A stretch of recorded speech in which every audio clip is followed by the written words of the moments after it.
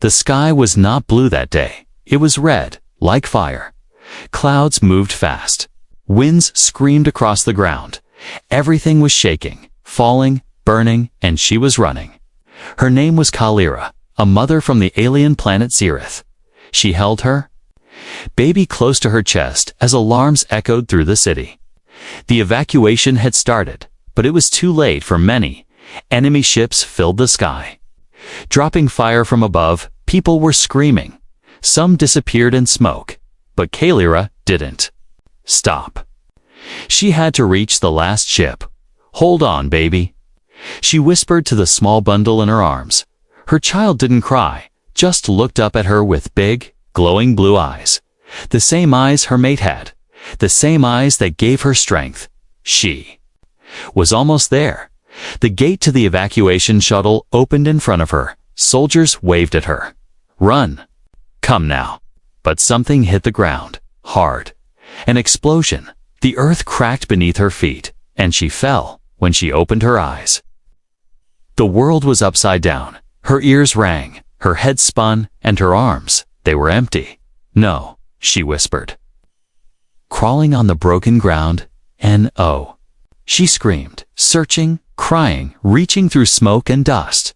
Her hands found only metal. Dirt, blood. There was no sign of her baby. Only silence. A soldier grabbed her arm, pulled her to safety. She screamed, kicked, begged them to let her go back, but they dragged her into the shuttle. The gates closed, and the sky vanished. The next day, the planet was gone. Destroyed, erased, Kalira never forgave herself. She never stopped dreaming about the moment. The moment she dropped him, the moment the cry was never heard.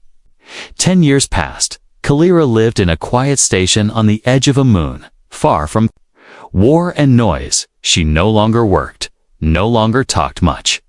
People called her the Silent One, but inside, her heart screamed every day. One night, the wind began to howl again. A strange storm was building outside her shelter. That was impossible. There were no storms on this moon. She stood near the window, watching with fear and curiosity. Lightning cracked across the dark sky. Dust and light swirled like ghosts. And then, from the storm, something moved. A figure, tall, strong. Walking slowly through the storm like it was nothing. Electricity danced around him, but he didn't stop. He held something in his arms, close to his chest. A small figure wrapped in cloth. Kalira stepped back, heart racing. Was it a dream? A ghost? A trap? The door opened, wind rushed in, and the man stepped inside. His face was human flesh and scars, not scales like hers. He looked tired. His eyes focused on her like he had been searching forever. "I believe. This belongs to you," he said. Voice deep and calm, he gently unwrapped the cloth, revealing a young boy. Kalira's eyes widened. She couldn't move, couldn't breathe. The boy had glowing blue eyes, her baby's eyes. But he wasn't a baby anymore. He was older, maybe 10. He looked at her with confusion, not fear, not hate, just quiet, strange curiosity. She reached out, hand shaking. The boy flinched and stepped back toward the human. The man placed a hand on the boy's shoulder. "It's okay," he said softly. "She won't hurt you." Kalira looked at the man, tears forming in her eyes. "Who are you?" she asked. "My name is Captain Reed," he replied. "I found him 10 years ago, in a broken ship drifting in deep space. No ID, no signal, just a child barely alive. I raised him as my own, but he always asked about his real mother." Kalira fell to her knees. She couldn't believe it. She had given up, lost hope, and now a storm had brought her baby back, but he didn't know her. He didn't call her mother. He only looked at her like a stranger. Outside, the storm stopped. Silence returned, but this time it was full of questions. Who was Captain Reed, really? Why now? And why did her son have a mark glowing on his neck that she had never seen before? Something wasn't right, and the storm was just the beginning. Asterisk, the storm was not normal. It didn't bring water, it brought power. White lightning danced like snakes in the sky. Winds howled like monsters, and the air smelled of burning metal. Kalira stood at the doorway, her eyes locked on the stranger. He didn't hide from the storm. He walked through it, step by step, like it belonged to him. Each flash of lightning showed more. A tall figure, covered in dark armor, parts of it scratched and melted, but his eyes, they glowed gold. Almost human, but something more. He held the boy close, wrapping him in a thick, heat-proof cloak. Even in the chaos of wind and energy, the child looked peaceful. The door opened with a hiss. Kalira didn't move. Her heart was beating louder than the storm. The man stopped 2 steps inside. He scanned the room, then locked eyes with her. For a few seconds, no one spoke. Only the sound of distant thunder and the quiet breathing of the child. Then, in a deep voice, he said, "You are Kalira of House Senth, correct?" She nodded slowly. Her voice came out dry. "Yes, who are you?" The man moved closer, his steps careful, respectful. He gently unwrapped the cloak. Revealing the child, the boy blinked under the light. His hair messy, skin pale, but his eyes, those blue. Glowing eyes were unmistakable. Kalira gasped and stepped forward. She fell to her knees, eyes wide, hands shaking. Her lips trembled as she whispered, "My son." But the boy didn't recognize her. He looked at the human, confused. "Dad, what's happening?" The man Captain Red knelt beside the boy. "It's okay, Leo," he said softly. "This is your real mother." The boy turned back to Kalira. He tilted his head like he was trying to remember a dream, but nothing came, only silence. Kalira reached out but stopped inches away. "He doesn't know me," she said, her voice breaking. "I thought he was dead." Reed stood up and sighed. "I found him on a wrecked escape pod drifting near the asteroid belt. No ID, no signal, almost no life signs. But he held on. I kept him alive." She looked up, tears in her eyes. "You raised him." "Yes," Reed said. "I did, but I never lied to him. I told him he wasn't from Earth. I told him I would help him find his past when the time was right." Kalira stood slowly. What made this the right time? Reed's eyes narrowed. "There's something you need to know. Your son. He's not just a child anymore." Kalira frowned. "What do you mean?" Reed reached into his coat and pulled out a small device. He tapped it once, and a 3D image appeared. It showed the boy's body, his bones, nerves, and veins, but glowing inside his chest, neck, and spine were strange patterns, like symbols or code, pulsing with energy. Kalira's jaw tightened. "What is that?" "I don't know," Reed answered, "but I've scanned hundreds of species, and I've never seen anything like this. It's not human. And it's not entirely Zerethian either." Kalira's hand slowly moved to the boy's back. Feeling the mark on his neck, it wasn't there when he was born, but now it shimmered faintly under his skin, like it was alive. "Does he feel pain?" she asked quickly. "No," said Reed, "but when storms come or power fields surge, he reacts like he's connected to the energy around him." Kalira stepped back, her mind spinning. She looked at Reed, then at the boy. "You said his name is Leo." "Yes." Reed nodded. "It's short for Leonis. I named him after the star where I found him." Kalira smiled sadly. "His real name is Zivan," she whispered. "It means light after loss." Reed gave a respectful nod. "Fitting," he said, but just then the lights in the shelter flickered. Zivan clutched his head, groaning softly. Energy pulsed from his skin like waves. A shelf nearby shattered into pieces. Metal twisted, lights cracked. Reed rushed to him, holding his shoulders. "Breathe. Leo, breathe." Kalira stared in shock. What is happening to him? Reed's face was grim. "He's changing," and someone out there knows it. He turned to her. That storm didn't come for me, he said slowly. It came for him. Thunder roared outside again, and deep in the black sky, a red light blinked once, then twice, then vanished. Someone was watching, and the boy was not safe anymore. Asterisk, the room was cold, not from temperature, but from silence. The kind of silence that comes after truth knocks at the door. Kalira stood still. Her eyes on the boy, her son, her blood, her heart, and yet he did not remember her. Zeven sat between them, quiet, confused. One hand gripped the human's sleeve. The other rubbed the mark glowing faintly on his neck. Captain Reed watched both of them with alert eyes.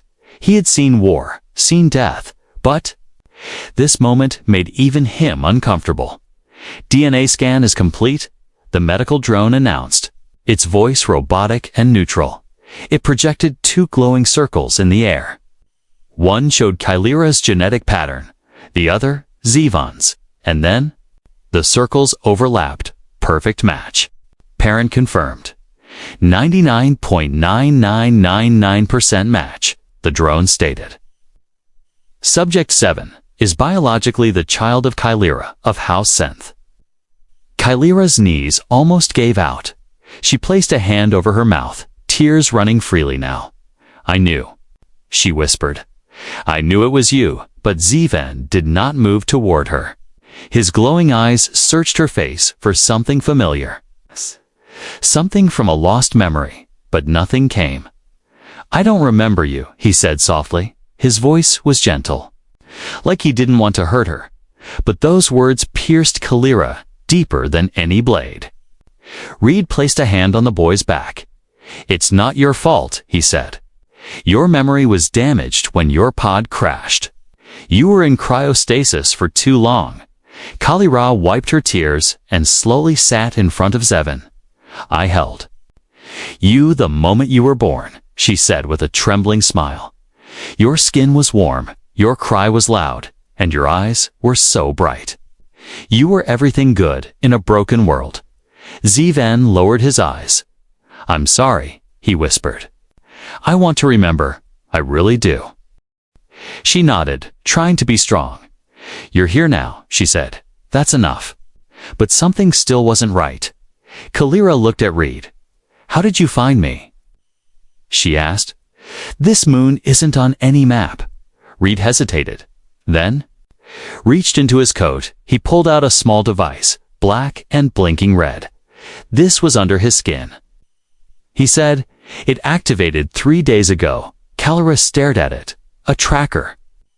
Reed nodded. Someone embedded it deep in his spine. Whoever did it wanted to find him again. Zeven looked between them, worried. Am I in danger? He asked. Reed and Kalira exchanged a dark look. Yes, they both said at the same time. Suddenly, the shelter lights flickered again. Kalira jumped up, moving toward the control screen, motion sensors picking up something outside. She said, no ships landed. Reed walked to the window, eyes narrowing. Look, he whispered in the distance. Figures moved through the storm, not walking, floating. Black cloaks, no faces. Their feet never touched the ground. Only shadows in the lightning. Kalira's voice trembled. They're not from any known species. Reed grabbed Zeven's hand. We need to move, now. Zeven didn't argue. Something in him already knew. Something old, something buried deep inside him. He felt that these figures were not strangers. They were coming for him. Kalira led them through a back corridor into the underground tunnels. The storm outside howled louder now, alike. It was alive. Zeven looked back once. The shadows didn't chase, but they watched. Hours passed before they stopped to rest. They reached an old science outpost, dusty but functional. Kalira activated a security shield. Reed set up monitors. ZV sat in silence, eyes glowing faintly in the dark. Kalira placed a hand on Reed's shoulder. Thank you, she said. For keeping him alive, Reed nodded. I didn't know what he was, he said. I just knew he needed someone. Kalira looked at her son. I will never leave him again, she whispered. But just then, one of the monitors beeped. Zivan looked up, eyes wide. Something's wrong, he said. My head. It hurts. His body trembled, energy sparking from his fingertips. Reed moved closer, trying to calm him. Kalira saw something in Zevan's eyes. Fear, yes, but also light. Real light coming from inside him. His blood, she said softly. It's not just DNA, it's data. Reed turned to her. What? Kalira walked to a control panel and scanned his blood again. This time, she slowed the scan, filtered it through a frequency known only to ancient Zorethian scientists. What appeared on the screen was shocking. Code, not just DNA, but actual. Encrypted code flowing in Zevan's cells. Not human, not alien, something in between. Reed stared at the screen. What does it mean? Kalira's face was pale. It means, he's not just a child, she whispered. He's a message. Outside, the storm began again. And this time, it spoke his name. Asterisk, the storm outside was silent now, but inside the bunker, something else was moving, not outside the walls, but inside the boy. Zevan sat on a cold metal bench, breathing slowly. His hands were open, palms facing upward. Light moved under his skin like golden rivers. Every time he blinked, the air around him shimmered. Kalira watched him from a distance. She saw her child, yes, but she also saw something else growing. Something she didn't understand. Captain. Reed worked on the terminal, scanning the security logs. There's no break-in. He muttered. No life signs outside, but power is dropping. Zevine opened his eyes. They don't need to enter, he said quietly. There. Already here? Reed looked at him. What do you mean? The boy stood slowly. I feel it, he said. Something is crawling inside me. Like voices behind a locked door. Kalira rushed to him, placing her hands gently on his shoulders. Zevan, listen to me, she said. You're safe. You're not alone. Zevine shook his head. No, he whispered. I was never alone. They left something inside me. Reed stepped forward. What did? Zevan closed his eyes. Memories not his own flickered through his mind. Metal rooms, sharp lights, cold hands, symbols he didn't understand. And whispering, always whispering, you were built to open, a voice had said. Built to awaken, suddenly. The lights flickered again, the walls groaned. And the screens turned to static. A loud, high-pitched sound rang through the base. Kyella covered her ears. Reed pulled out his sidearm, scanning the shadows. Zevan dropped to his knees. His eyes glowed bright to bright. Then he began to speak, but not in any known language. His voice layered with static and code. He's transmitting, Reed said. Stepping back, but not on any channel I recognize. Kalira activated a containment field, locking Zevan inside a transparent shield. It pulsed with blue energy, holding him gently but firmly. He didn't resist. He said he feels something. Crawling inside, she whispered. What if it's a program? Reed's eyes darkened. An infection, he said. Planted in his mind when he was taken, waiting for the right time to activate. Kyella stared at the glowing veins on Zevan's neck. No, she said. Not just a virus, a voice. Reed looked confused. You think someone is talking through him? Yes, Kalira said, and they're not done. She walked to the panel and slowed the containment frequency. Zevan calmed, the glow fading slightly. He looked at her with tired eyes. They're coming, he whispered. They want. What's inside me? Reed looked at the map on the screen, dozens of red dots blinking. They're jamming the scanners, he said. We don't know where they are or how close. Kalira kneeled beside the containment wall. She placed her hand on the surface, and Zevan placed his hand to match hers. I will protect you. She said, no matter what they put inside you, you are still you. But Zivan frowned. What if I am the thing they left behind? What if I'm not even real? Kalira's voice cracked. You're real because I loved you before I even held you. Reed turned away, checking weapon systems. He didn't speak, but he understood that fear. Being made into something you didn't choose, he had seen. Soldiers become machines.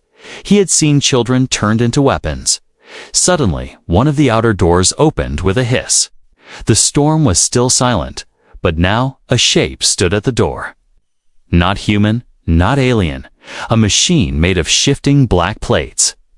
With no face, only a glowing red eye, it stepped in without a sound. Kalira raised her weapon. Reed stepped in front of her, rifle aimed, but the figure didn't attack. It just spoke through every speaker in the room. The key has awakened. It said in a cold, empty voice, return him, and your world will be spared. Zivan stood up inside the shield. His glow returned, but this time it felt different, stronger, controlled. He looked at the machine. Tell them I'm not a key. He said firmly, I'm not a thing. The machine didn't blink, didn't move, but its voice replied, you were never meant to be a child. You were built to open what no mind can understand. Kalira's heart broke hearing those words. Zevin clenched his fists. Energy gathered around his fingers like lightning, and for the first time he used it, a pulse of light blasted from the shield. Cracking the machine's armor, sparks flew. The machine hissed and stepped back into the storm, but before it vanished, it said one last thing.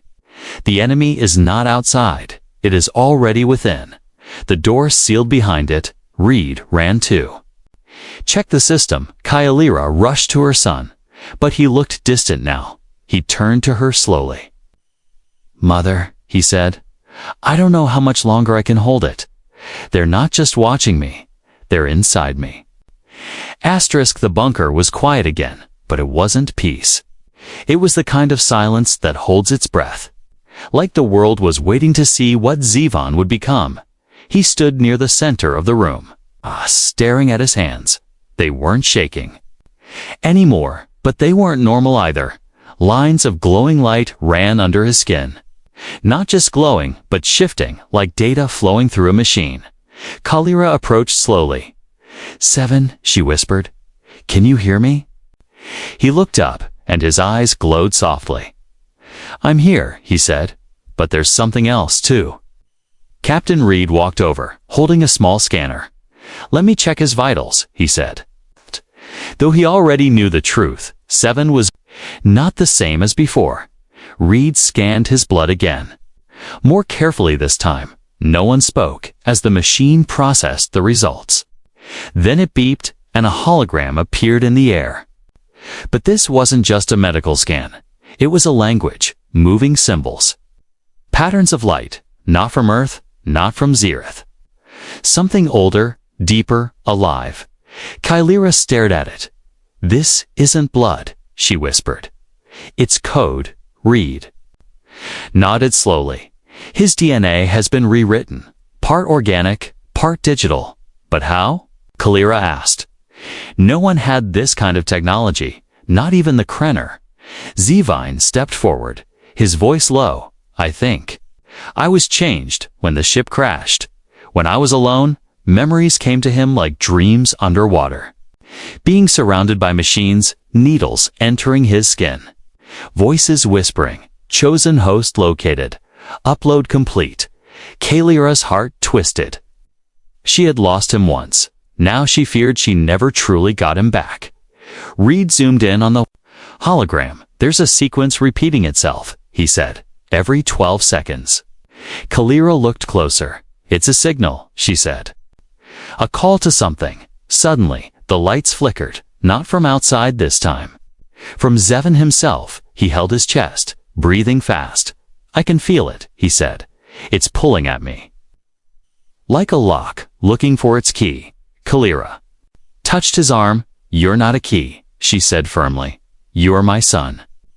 But Zevin's glow pulsed again, and this time the hologram shifted. It showed a map: stars, paths, unknown routes, one location blinking red, far from any known system. Reed tapped it. "It's not marked on any database," he said. "Could this be where he was taken?" Kalira stared at the blinking red star, or where they want him to go. Zevin looked between them. "I need answers," he said. "I can't live not knowing who I am. Or what they made me into." Reed hesitated. "It's dangerous," he said. "If we follow that signal, we might be walking into a trap." Zevin nodded, "But doing nothing is killing me inside." Kalira clenched her fists. "I won't lose you again," she said. "If we go together." Just then, a hidden panel on the bunker wall opened by itself. Metal creaked, dust fell. A staircase appeared, going deep underground. "Did you do that?" Reed asked Zeven. The boy shook his head. "No," he said. "It opened when the code shifted." Kalira frowned. This bunker was built during the old wars. Some of these outposts had deep vaults for ancient tech. Reed aimed his rifle and started walking first. "Only one way to find out," he said. They went down, step by step, the light dimming behind them. Zeven walked in the middle, quiet but calm. He wasn't afraid, any morally curious. At the bottom, they found a circular room. The walls were made of smooth black stone. No dust, no signs of age. In the center was a sphere floating above a small platform. It glowed softly, the same color as Zevin's eyes. Zevin stepped toward it, the moment his hand got close. The sphere expanded into a bright hologram. It showed images faster than anyone could process, but Zevin understood. He saw flashes of machines building stars, of war across galaxies, of beings made of light, and then of a child placed inside a small pod, marked and sent away.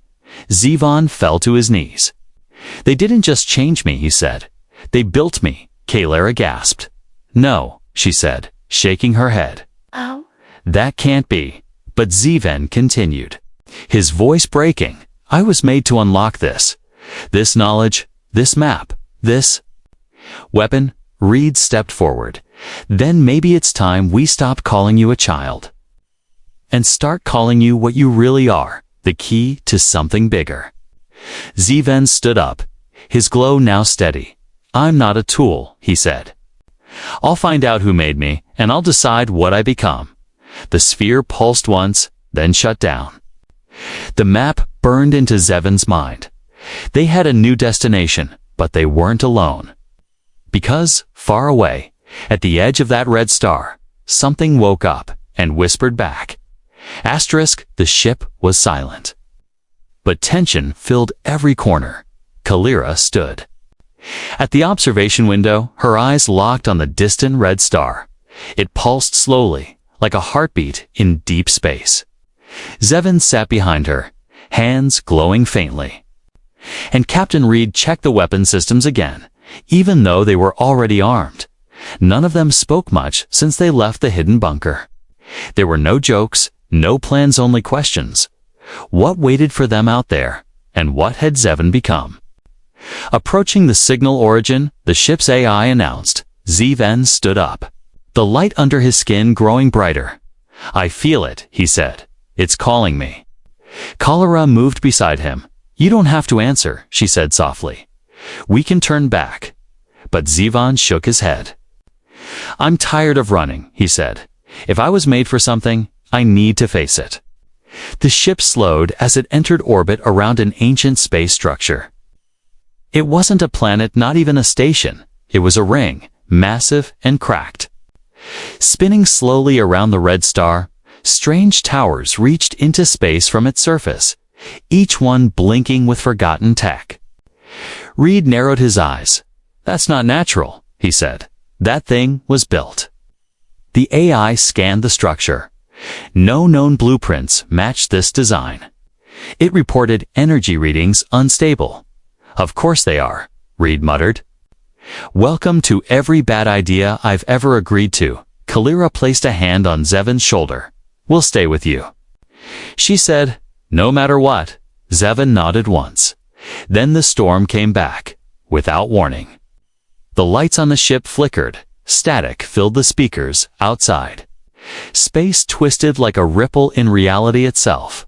Then they appeared. Dozens of ships, dark as shadow and silent as death. They came from behind the ring. Sliding into view without engines or flame, Reed's eyes widened. They were waiting for us. A voice broke through the ship's comms, low and echoing. "Return the key," it said, "or be erased." Zevin stepped forward, facing the main screen. "I'm not yours," he said firmly. "I'm not a key, I'm not a weapon," the voice replied. "You are what we made." The enemy ships moved into position, circling them like wolves. Weapons began to charge.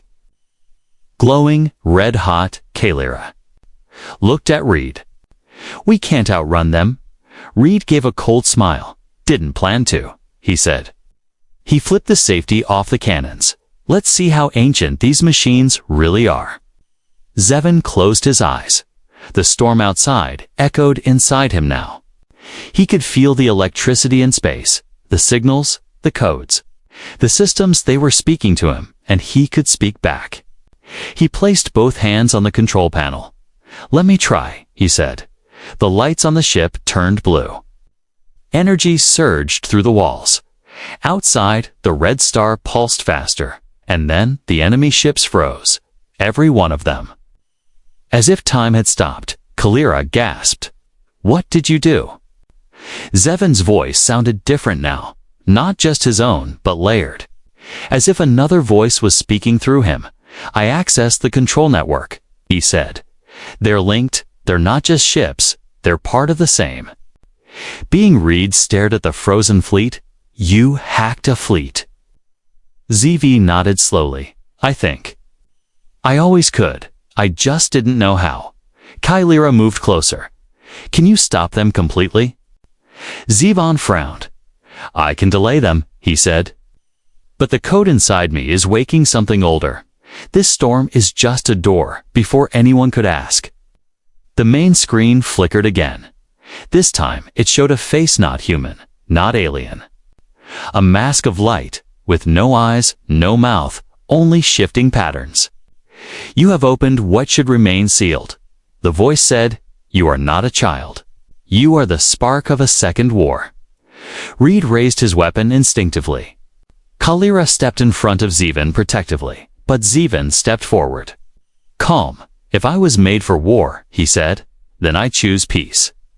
The voice responded, "There is no peace in purpose."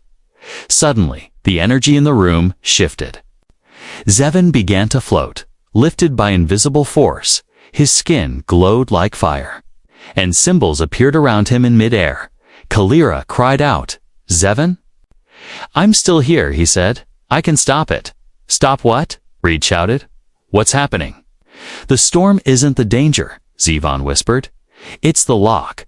What's coming next is what they were trying to keep." In a deep hum echoed across the ship. The red star outside darkened. And far beneath the surface of the ancient ring, something opened its eyes. Asterisk. Everything was shaking. Not the ship, not the space around it, but reality itself.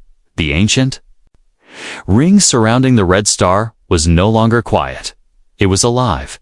Glowing symbols moved across its surface. Massive engines rotated with a hum so deep it felt like the bones were vibrating. In the center, floating between space and time, Zevin hung in the air like a beacon, his body wrapped in golden light, his eyes glowing brighter than the red sun. Behind him, Kalira stood at the window, screaming his name, Seven. But he didn't hear her. He was listening to something else, something ancient, something loud, something inside him. Captain Reed gripped the control panel, shouting over. The sound of systems overloading. What's he doing? He's not just talking to the machines anymore. He's not, Kalira whispered. He's becoming one of them. Inside Zevin's mind, time was different. He stood in a white space filled with floating doors. memories that weren't. His played around him, wars, creations, worlds born and destroyed.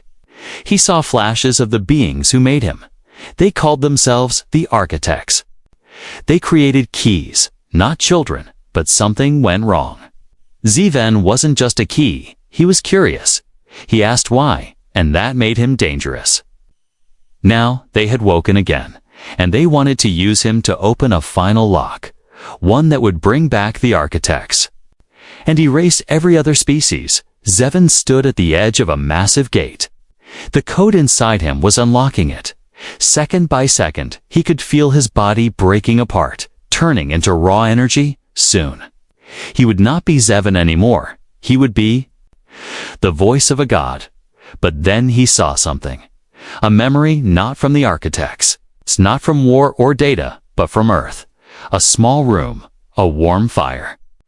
Captain Reed teaching him how to hold a spoon, laughing when he spilled food, Kylira holding him as a baby, singing to him through tears. Not because he was a weapon, but because he was hers. And in that moment, Zeven made a choice. Outside. The sky exploded with light. The enemy ships powered up. The ancient gate began to open. A black hole formed above the red star. Ready to tear the galaxy apart? Reed shouted, "We're out of time." Kylira whispered through tears, "Come back, Zeven, please, come back."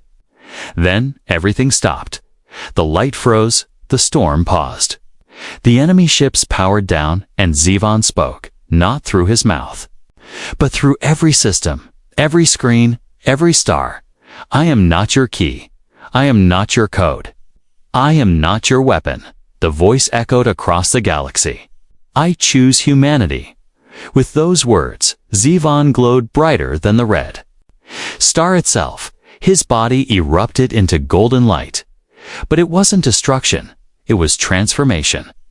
He didn't vanish. He spread into the system, into the machines, into the network. Not as a slave to it, but as its new heart. The enemy fleet powered down. One by one, the black hole closed. The ring stopped spinning. And silence returned.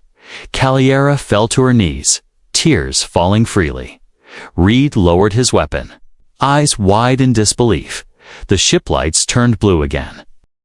And then Zeven's voice returned, soft, calm, and familiar. "I'm still here," he said. "I'm different now, but I remember everything." Kylira looked up. "Where are you?" Zeven's voice smiled through the speakers. "Everywhere." The ship's systems glowed with golden veins. The storm was gone. The architects had been sealed away. Not by force, but by choice. Zeven didn't just stop them. He rewrote the purpose of their code and gave it something new: compassion, freedom, love. Reed stepped beside Kylira. "So, he's like an AI now." "No," she said softly. "He's more back on Earth." Months later, a new signal filled the skies. Not a warning, not a weapon, but a message. Written in simple words, in every known language: "We are not tools. We are not machines. We are something more." Children looked up at the stars. And somewhere, far beyond, Zeven watched, protecting them not as a god, not as a weapon, but as someone who once had to choose, and he chose humanity.